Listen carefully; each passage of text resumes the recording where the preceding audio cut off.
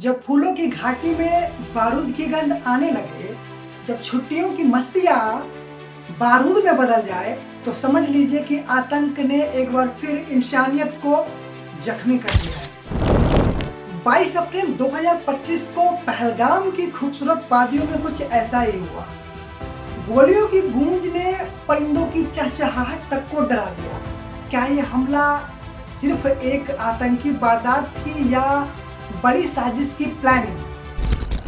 वायसारण घाटी जहां लोग सुकून ढूंढने जाते हैं, वहां 5 नागापोशों ने मौत का मेला लगा दिया। लोगों से धर्म पूछा गया और फिर AK-47 की गोलियां इंसान नहीं बल्कि धर्म का कत्ल करने लगी। 26 लोग मारे गए और वो सैलानी जो जिंदगी की खूबसूरत पलों की तस्वीर लेने आए थे, अब खुद किसी की याद बन गए। इस हमले की पूरी जिम्मेदारी TRF ने ली थी, लेकिन जब देखा कि मामला गंभीर होता जा रहा है, तो 4 दिन बाद ही अपना पल्ला झाड़ लिया और कहा मैं कुछ नहीं जानता हूँ। NIA की जांच में सामने आया कि यह हमला एक गंदी किताब का पहला पन्ना था, जिसे ISI और लश्कर-ए-तैयबा ने मिलकर लिखा था।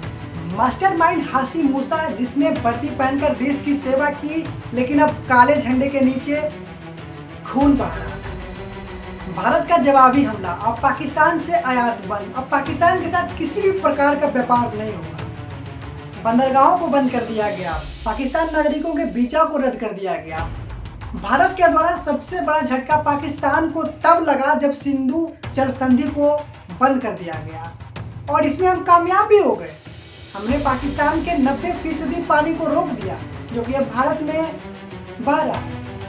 22 अप्रैल 2025 को पहलगाम में हुए आतंकी हमले के बाद देश गुस्से में था।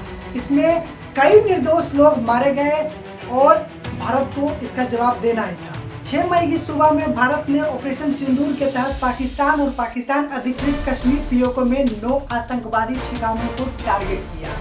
यह हमला करीब 23 मिनट तक चला। इसमें राफेल ने अस्काल्प्स और हैमर जैसी मिसाइलों का इस्तेमाल किया।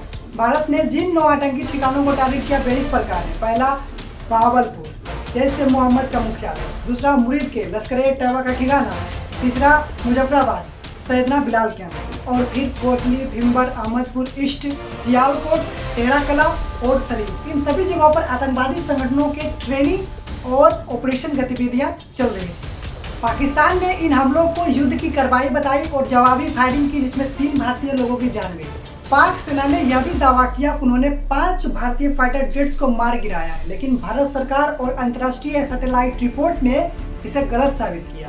7 मई को भारत के 244 जिलों में एक राष्ट्रव्यापी मॉक ड्रिल आयोजित की गई है। इसका मुख्य उद्देश्य युद्ध जैसी परिस्थितियों में नागरिकों और प्रशासन की तैयारी को जांचना। इस अभ्यास का उद्देश्य नागरिकों को आपातकालीन स्थितियों जैसे हवाई हमला, ब्लैकआउट्स यानी बिजली कटने पर क्या करें, इसकी पूरी ट्रेनिंग दी जाए, क्योंकि युद्ध तो कभी भी हो सकता है। जैसे ही युद्ध की शुरुआत होगी, सायरन बजेगा, ब्लैकआउट्स यानी बिजली कटेगी, लोगों की निकासी की जाएगी, आपातकालीन सेवाओं का अभ्यास किया जाएगा, संचार सिस्टम की टेस्टिंग की जाएगी। इस पूरे घटनाक्रम के बाद भारत में 2 भावनाएं देखने को मिली, एक और गुस्सा, दूसरी ओर गर्व। भारत ने ये साफ कर दिया है कि वो अब आतंकवाद को बर्दाश्त नहीं करेगा और जवाब देने में कभी पीछे नहीं हटेगा। इसका जीता जागता सबूत आपके सामने है। 9 आतंकी ठिकानों को भारत ने ऑलरेडी ठोक दिया है। मेरे सभी देशवासियों से अनुरोध है कि पैनिक ना हो। हाँ, सतर्क जरूर रहे, क्योंकि मामला बहुत ही गंभीर होता जा रहा है, क्योंकि पाकिस्तान शांत नहीं बैठ रहा है। तो घबराइए नहीं, मस्त रहिए, स्वस्थ रहिए, तंदुरुस्त रहिए और हंसते मुस्कुराते रहिए। तब तक के लिए जय भारत, जय हिंद की सेना।